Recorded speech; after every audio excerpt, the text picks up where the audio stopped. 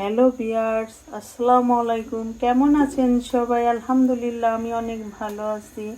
আজকে সাধনার রান্নাঘর থেকে আমি হাজির হয়ে গিয়েছি রান্না করার জন্য।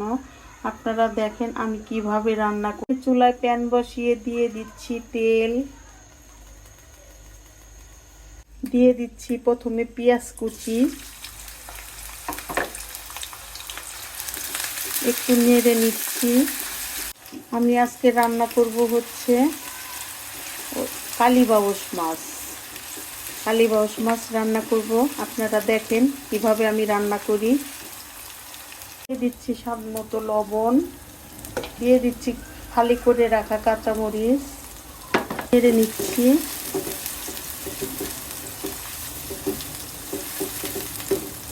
এই তো পেঁয়াজগুলো কিছুক্ষণ ভেজে নিলাম। দিয়ে দিচ্ছি রসুন বাটা, দিয়ে দিচ্ছি আদা বাটা, জিরা বাটাটা পরে অ্যাড করব। তো ভালো করে নেড়ে মিশিয়ে নিব। দিয়ে দিচ্ছি জিরা বাটা, নেড়ে একটু মশলাগুলো ভালো করে ভেজে নিব।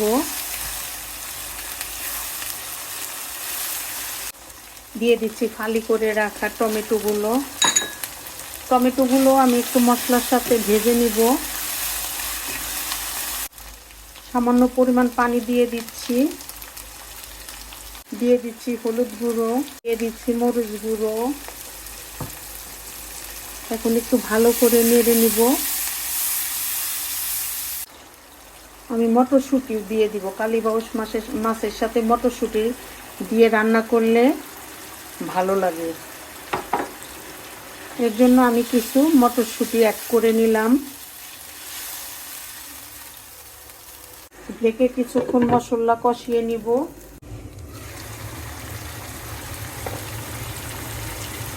এই তো মশলা কষানো হয়ে গিয়েছে, খুব সুন্দর একটা কালার চলে এসেছে। আপনারাও আমার মতো এভাবে ট্রাই করবেন। ভেজে রাখা মাছগুলো দিয়ে দিব একে একে। আমি মাছগুলো আগে ভেজে রেখেছিলাম।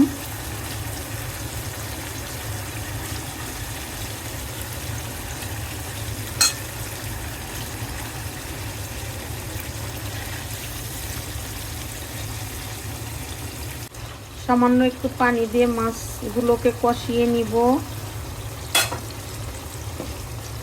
একটু ঢেকে দিব। এই তো আমার মাছ কষানো কমপ্লিট। এখন আমি রান্না করার জন্য ঝোল দিয়ে দিব।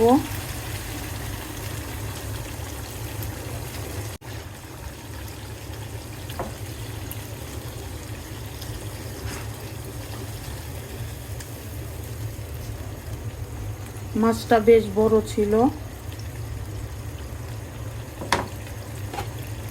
এখন 10 মিনিট আমি ঢেকে রাখবো। এই তো আমার মাছ রান্না শেষের দিকে প্রায়। আমি এখন ধনেপাতা দিয়ে দিব।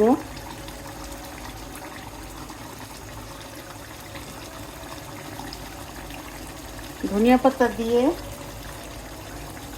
আধা মিনিট ঢেকে রাখবো, ঢেকে নামিয়ে ফেলবো। এই তো আমার রান্না কমপ্লিট। আমার রান্না যদি আপনাদের ভালো লেগে থাকে তাহলে অবশ্যই আমাকে লাইক, কমেন্ট, শেয়ার করবেন। আমার পাশে থাকবেন। সবাইকে ধন্যবাদ।